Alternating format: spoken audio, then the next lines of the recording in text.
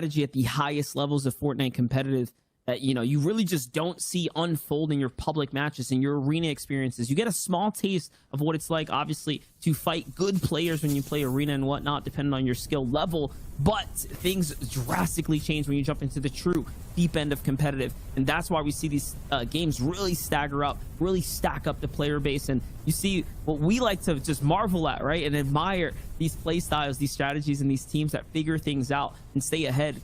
You have to be consistently innovative with your draw spots and just flexible at all times. Here's Day Reverse 2K and Miro, though, looking really, really good. Great rotate for them. Gas can's going to come out there, so you have to be careful.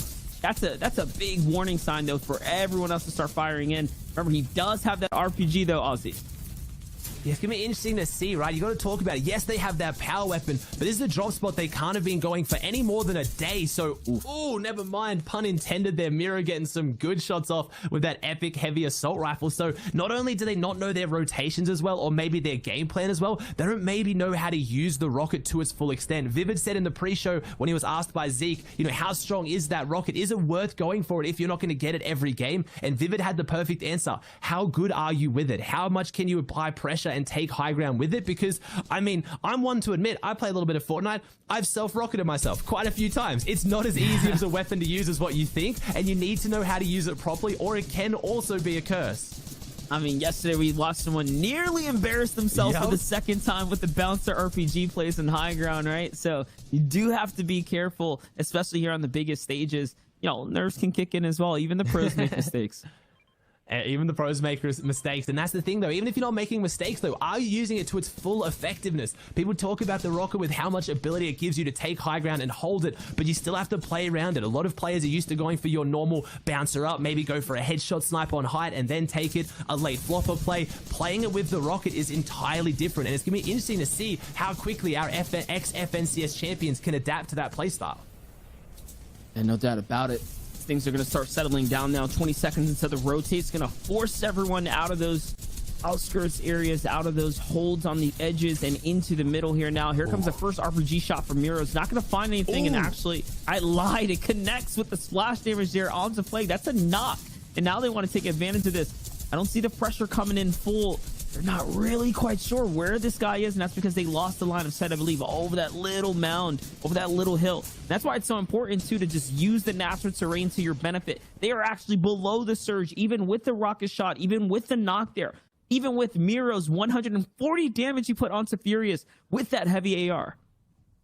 Yeah, at the same time, I think it's also like a lack of AR ammo there as well. They just didn't have the assault rifle ammunition they needed to just break through all those hard builds. They're happy with the damage they've done, and like you touched on there, damage is always good when it comes to Storm Surge, especially rotating Storm Surge. You want to find your damage early, as we do have our first place team, Booger and Clix, as a duo, still holding things down well, on top of Haz's team and Scoped, who rotated off that same hill. So obviously had similar ideas with their rotates, but this is where the pressure comes out. Booger has to make peaks like this that you don't really want to make, but gets the knock. I was gonna say that's a risky edit to open with the whole lobby looking at you, but when you're a duo and you're only 233 above Storm Surge, the pressure is on to take some risks.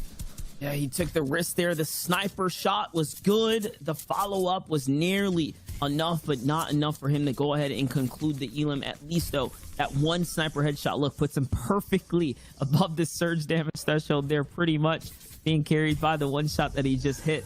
Now, the surge is going to become active, and players have to rotate. There's so much pressure coming in now. Half and half out actually rewards Booga and Clix here. It lands right on top of them. This is perfect for a team that is down halfway through their material count and a full member as well. They're not going to be able to really take advantage of this half in, half out, though. They're not going to be able to build up because it'll be too much of a risk for them to expend all that material, but at least they know they get to survive this zone out.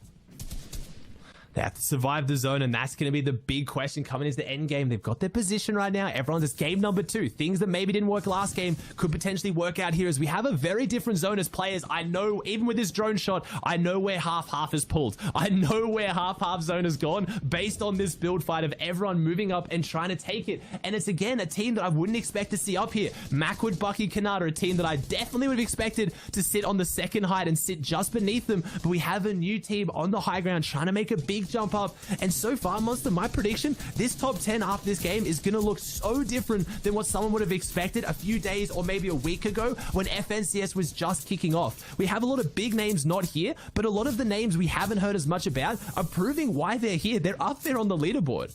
Yeah, and I mean, that's not bad for a game one, but remember, we've seen stranger things happen later and later into the rounds as they go on. It only takes 4 solid rounds of Fortnite to actually place yourself inside of the top 3, right? So you have a little bit of buffer. You can drop a game or two. You don't really want to do that. Obviously, you want to play your best game, but for the most part, on average, you need about 4 really good games, really solid games, high-end placements, and elims to go along the way, and you can still do it. So it's a bit early to tell how things are going to unfold. I mean, Clix and Booga is showing just that. They have the best kind of game one you can ask for. High eliminations, setting records alongside others for multiple high elim games in the same lobby at these stages. But also now, game 2 is a completely different script, right? You lose Bizzle early on. You lose him so early on, and now Clix and Booga have the biggest task in front of them. It's staying alive in this lobby of what looks like savages everywhere, right? Everyone's getting so active. Yeah, they're down pretty low on the builds as well. So they were low down on the Storm Surge. They're low on the builds. They've got good meds. So if they get maybe a good refresh, you've got a lot of firepower in this duo, and they're going to use these sand rotates, playing it smart, trying to go around the edges. They were 205 below the Storm Surge. So they need to get in and then start doing some damage. So things are not looking good for our first place team, but they have what they need as far as firepower to make it work. Such a smart rotate there with the sand to get front side. Now that they're there, now they don't have to focus on rotating. Now's when they look to pick up their impact elimination. What's going to refresh their mats and what's going to get them the Storm Surge? How are they going to find it? And listen, I see on high ground is Macwood, Kanata, and Bucky. They had a decent game one, but they fell in 11th place with 2 eliminations. They needed just a little bit more for a top 10, and now that they have the high ground, wait a second, they had the high ground. They're now fighting against Blake and Ronaldo, who are literally looking to give them some trouble for the runs here, but no, Kanata holds it down. Defense is good enough. He walks into the zone for this one, doesn't miss the shot, needs it. And actually, the Siphon isn't going to go ahead and keep him alive for much longer. Ooh. Yes, he stays alive, just barely 5 HP. But hey, 5 HP is more than enough now to get splashed up and back with his squad mates here. And they're back to run this game. They're back up. They're looking healthy. This is my pick. This is why I picked them. They run the high ground once they take it. Only 3 eliminations on the board. Zone going back, so they get to push back up onto this established height, which they kind of needed because Kanata only has 4 builds, and he's having fun with it. He's got a skin that isn't very well known for being a competitive skin. Usually isn't the go-to. Guff's a little bit on the thicker side, but he's looking good on the high ground. Potentially has the wings to try and save himself if something goes wrong here. But either way, as a team, they're looking fantastic, but I don't know how the builds look on Macwood and Bucky. They maybe expended a little bit too much to get this position. Can they now hold it? And we will find out. In the complete opposite story, a team that we know for a fact doesn't have much to work with is Booga and Clix. Booga's going to make the wrong edit. Dragon's Breath is going to delete him, eat him up for breakfast there, and he is gone. Clix now has to dig into the floppers that he very barely has here. It's going to give him a couple more moments, and no, the fire's even worse. He can't walk that way. That'll be too much HP, too much damage. Yeah, look. Oh, the zone does come back. Little RNG blessed on his side. It's going to work out. He is out of material, though. What can Clix do here? 11th place now. Top 10, huge. Every team that falls is going to get him one step closer to earning more placement points, one step closer to holding that first place spot that they already have. Remember, Macwood on high ground, they were in 11th coming into this. So also, this is a team that is very much looking to break into top 5 as well. Jockey up for those high placing positions. Yeah, and Clix has got to have eyes on that top 3 where the placement points really come out. He needs a bit of a refresh to make it happen. Found a nice little base here. The zones have been pretty favorable to Clix right now, but they needed something to go their way in this one. Ronaldo falls down. I saw Kanata getting some eliminations on high ground. Clix is hiding behind the wood cone. Zone's going to push him forward. He has to go into their top. Oh no, he's going to go at the top. It's going to be difficult. Has the cone to jump off. Right now, pretty much Clix is almost doing this like a death run. 139, he gets in and he gets the elimination that he needed. Refreshes the mats. He's got 29 builds. He's just survived an entire rotating zone on 0. What can he do now that he has the 19 builds? Clix is showing that he is still one of the best in the world and has the best ability to clutch. Macwood and Bucky are up there, but Bully's going up and contesting. I don't see Kanata. I see Furious Calc and Sebi down below, but Clix is doing so much here.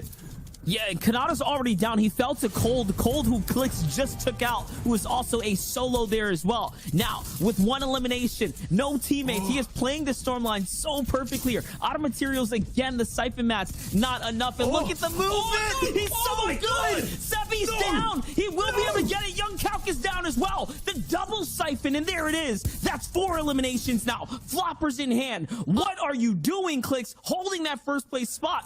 Oh my gosh, RPG. Are you serious? He has the rockets. He's going up now. He's dropping down. Wow. What can he do to work his way top down? Only has 20 health. He's 2 ticks to the storm. He's already done enough. He got top 3. He has 4 eliminations, but can he do more? No, he can't. But honestly, that was more than enough as Macwood tries to close this one out. It is a 1v2. He's on the high ground. I don't know if he has the heals. Aviv doesn't have the heals. Macwood, Kanata, and Bucky managed to win it, but they managed to steal the show. Clix steals everything from them. They get the win. They get the elims, but Monster, what did Clix just do?